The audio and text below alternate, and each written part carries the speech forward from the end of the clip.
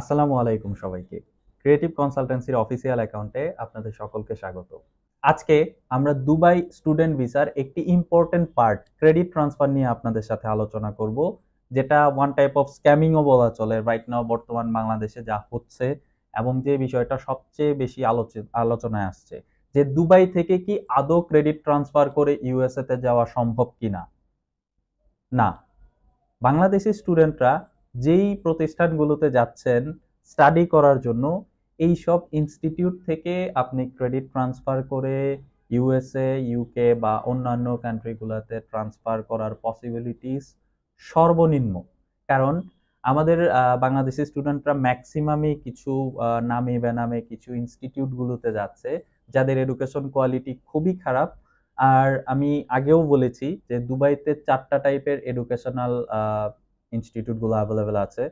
So এদের মধ্যে রয়েছে হচ্ছে early childhood centre, school, higher education and training institute. এর মধ্যে স্কুল রয়েছে অনেকগুলো, আর্লি চাইল্ডহুড রয়েছে অনেকগুলো, ইউনিভার্সিটির মধ্যে প্রাইভেট ইউনিভার্সিটি রয়েছে হচ্ছে 39টা বা 40টার মতো। আর ইনস্টিটিউট রয়েছে 1045 এরকম একটা অ্যামাউন্টের।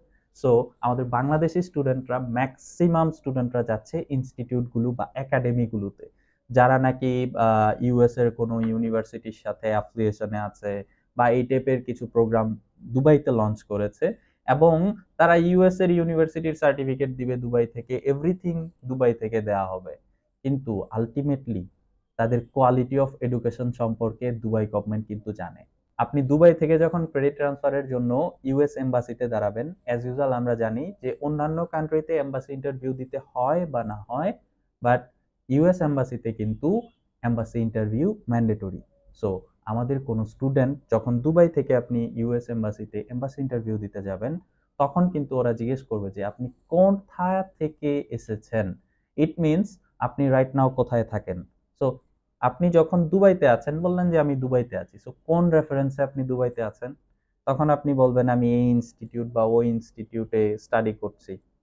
সো তখনই যে এম্বাসি অফিসার আছে বা ভিসা অফিসার থাকবে, উনি বুঝতে পারবে যে এই ইনস্টিটিউটগুলোর রেপুটেশন সম্পর্কে তো তারা জানে। এবং আপনি এখান থেকে ক্রেডিট ট্রান্সফার করে ইউএসএ তে যেতে চাচ্ছেন, আপনার যে কনসেপ্টটা আছে এটা সম্পর্কে একটা ক্রিস্টাল ক্লিয়ার আইডিয়া চলে আসবে যে আপনার যে প্রসেসটা আপনি এখান থেকে করছেন, এই প্রসেসটা করার পর আপনি ইউএসএ থেকে কখনোই ব্যাক আসবেন না এবং আপনাকে দিয়ে ইউএস এর ক্ষতি হতে পারে। কারণ আপনি যদি রিয়েল স্টুডেন্ট হতেন, তাহলে আপনি দুবাইয়ের ভালো র্যাঙ্কিং ওলা যে ইউনিভার্সিটিগুলো আছে ওই ইউনিভার্সিটিগুলোতে স্টাডি করতেন। আপনি কোনো ইনস্টিটিউটে স্টাডি করতেন না যেখানে কোনো টিচিং স্টাফ নাই বা ক্যাম্পাস নাই বা অন্যান্য ফ্যাসিলিটি নাই। সো এইরকম ইনস্টিটিউটে আপনার স্টাডি করা হতো না। এছাড়াও দুবাইতে যে ইনস্টিটিউশনগুলো রয়েছে, অনেকগুলো ইনস্টিটিউশন শুধুমাত্র দুবাই গভর্নমেন্ট দিয়েছে তাদেরকে নর্মাল যে ট্রেনিং প্রোগ্রামগুলো আছে আমাদের অ্যাজ ইউজুয়াল স্টাডির পাশাপাশি, যেমন গ্রাফিক্স ডিজাইন, এছাড়াও আরো যে শর্ট কোর্সগুলো আছে ওই কোর্সগুলোর জন্য নর্মাল ইনস্টিটিউটগুলো, they are not for like masters program, bachelor program. এই প্রোগ্রামগুলোর জন্য তারা not up to the mark qualified. So as a international student, যেহেতু আপনি একটা কান্ট্রি থেকে আরেকটা কান্ট্রিতে যাচ্ছেন for pursue a better education, to go for a good country, তো আপনার টার্গেট কিন্তু ভালো ইউনিভার্সিটি বা ইনস্টিটিউশন হওয়ার কথা, ওই লোয়ার লেভেলের ইনস্টিটিউটগুলো না। সো আমাদের বাংলাদেশি স্টুডেন্টরা এখন একদম লোয়ার লেভেলের ইনস্টিটিউটগুলোতে যাচ্ছে এবং যাওয়ার পরে দেখা যাচ্ছে যে আহ, তারা দুবাইতে জব পাচ্ছে না, দুবাইতে কেউ তাদেরকে ট্রাস্ট করছে না, এরকম একটা ইস্যু ক্রিয়েট হচ্ছে। সো এই ইস্যুটা কখন ক্রিয়েট হবে না? যখন আমাদের স্টুডেন্টরা রিকোয়ার্ড বা রিকগনাইজড কোনো ইউনিভার্সিটিতে যাবে। সো ইউনিভার্সিটিতে গেলে কি হবে, তাদের জন্য দুবাইতেও তাদের জব পাওয়া বা সার্ভাইভ করাটা ইজি হবে। এবং পরবর্তীতে যখন ওরা ক্রেডিট ট্রান্সফারের জন্য যে কোনো ইউনিভার্সিটিতে অ্যাপ্লাই করতে পারে, নট লাইক যে আমাকে ইউএস এর ওই ইউনিভার্সিটিতে অ্যাপ্লাই করতে হবে। আপনি ইউএসএ, ইউকে, অস্ট্রেলিয়া অ্যান্ড কানাডার যে কোনো ইউনিভার্সিটিতে অ্যাপ্লাই করতে পারেন, আপনার ডিগ্রিটা ফুললি রিকগনাইজ করা হবে এবং টোটালি আপনার ক্রেডিটটা অ্যাকসেপ্ট করা হবে। সো বাংলাদেশি স্টুডেন্টদের ইনস্টিটিউশনে যাওয়ার আরো একটি কারণ হচ্ছে ইনস্টিটিউট গুলোতে যাওয়ার সময় খুবই কম খরচ হয়ে থাকে।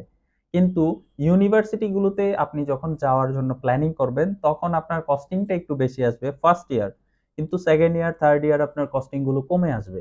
কিন্তু ইনস্টিটিউশনের সিস্টেম হচ্ছে আপনাকে ফার্স্ট ইয়ার টিউশন ফিজে হিউজ ওয়েভার দেওয়া হবে এবং হিউজ ডিসকাউন্ট দিয়ে আপনাকে নেওয়া হবে, এবং পরবর্তীতে ইয়ারগুলোতে আপনাকে কোনো ওয়েভার, ডিসকাউন্ট বা এমন কোনো ফ্যাসিলিটি দেওয়া হবে না।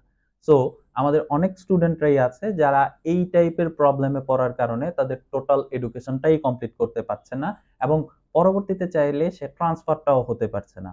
এছাড়াও এখানে আরেকটি প্রবলেম থাকে, সেটা হচ্ছে আমি কম টাকায় শুধুমাত্র দুবাই যাব, যাওয়ার পরবর্তীতে আপনি না পাবেন কোনো জব, না পাবেন ভালো একটা জায়গাতে নিজেরকে প্রেজেন্ট করার মতন একটা রিকগনিশন, তখন কিন্তু আপনি যে অল্প টাকা দিয়ে যাচ্ছেন সেটাও আপনার জন্য একটা লস প্রজেক্ট হয়ে দাঁড়িয়েছে।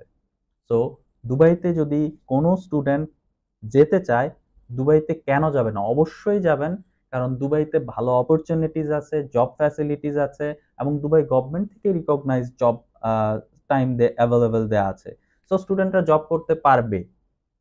সো এখানে অপরচুনিটিস অনেক বেশি, বাট অপরচুনিটিস অনেক বেশি থাকার কারণে এখানে অনেক ফেক অ্যাক্টিভিটিস বা লোয়ার লেভেলের ইনস্টিটিউশনস এরা এই মার্কেটে চলে আসছে। সো ডিসিশন নেওয়ার আগে অবভিয়াসলি দুবাইয়ের টপ র্যাঙ্কিং ইউনিভার্সিটি কারা আছে, ওই টপ র্যাঙ্কিং ইউনিভার্সিটিগুলোর মধ্যে মোটামুটি একটু চিপ টিউশন ফিস কারা অফার করছে, সো ওই ইউনিভার্সিটিগুলোতে যান, আপনার ফিউচার ব্রাইট হবে, পরবর্তীতে ক্রেডিট ট্রান্সফার করতে পারবেন এবং সকল ফ্যাসিলিটিগুলো পাবেন। সো আমরা ইউএসএ চলে যাচ্ছি ফার্স্ট ইয়ার, অনেকে এইরকমও শুনি যে ফার্স্ট ইয়ার দুবাইতে, সেকেন্ড ইয়ার ইউএসএ তে, এরকম অ্যাকচুয়ালি হবে কি না ইট ডিপেন্ডস আপনার প্রোফাইল।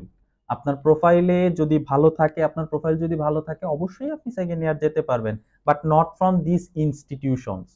আপনি ইউনিভার্সিটি থেকে ট্রান্সফার হতে পারবেন। সো যে কেউ আপনাকে বলতে পারে যে আপনি first year Dubai, second year USA, UK, Australia, Canada, এইরকম লোভনীয় অফার না শুনেই আমরা ঝাঁপিয়ে না পড়ি। আগে আমাদেরকে আইডেন্টিফাই করতে হবে অ্যাকচুয়ালি কি এই ইনস্টিটিউশন থেকে পসিবল কিনা, তাদের রাইট নাও তাদের র্যাঙ্কিং কি, তাদের পজিশন কি, দুবাই গভর্নমেন্ট তাদেরকে কতটুকু পর্যন্ত রিকগনিশন দিয়েছে। সো এইটা যখন আপনি রিসার্চ করবেন তখনই এই ইনস্টিটিউশনে যে স্টাডি করা সম্ভব না এটা আপনি বুঝতে পারবেন, এবং এদের দ্বারা যে ক্রেডিট ট্রান্সফারও পসিবল না।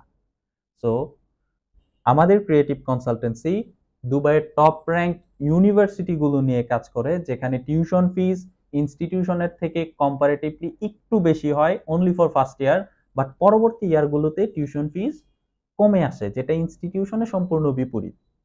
এবং পরবর্তী ইয়ারগুলোতে আপনারা চাইলে দুবাইয়ের টপ র্যাঙ্ক ইউনিভার্সিটিগুলো থেকে ক্রেডিট ট্রান্সফার করে ওয়ার্ল্ডের যে কোনো কান্ট্রিতে যেতে পারবেন, নট লাইক যে ইউএসএ যেতে হবে, নট লাইক আপনি কানাডা যেতে পারবেন, অস্ট্রেলিয়া যেতে পারবেন, ইউরোপিয়ান যে কান্ট্রিগুলো আছে ওগুলোতেও অ্যাপ্লাই করতে পারবেন। সো স্টুডেন্টের ফ্যাসিলিটির জন্য আমাদের ক্রিয়েটিভ কনসালটেন্সি দুবাই স্টুডেন্ট ভিসার প্রসেসের জন্য কোনো সার্ভিস চার্জ বা ফাইল ওপেনিং চার্জ নিচ্ছে না। সো আমাদের এক্সপার্টের কাউন্সেলিং পাচ্ছেন সম্পূর্ণ ফ্রিতে। Thanks for watching this video and remember, decision নেওয়ার আগে অবশ্যই ভেবেচিন্তে ডিসিশন নেবেন এবং যাচাই বাছাই করে ডিসিশন নেবেন। দুবাইতে এডমিশন নেওয়ার ব্যাপারে যদি কোনো কোয়েরি থাকে অবশ্যই আমাদের স্ক্রিনে দেওয়া নম্বরে যোগাযোগ করতে পারেন অথবা আমাদের অফিসে যোগাযোগ করুন। Thanks for watching this video. আল্লাহ হাফেজ।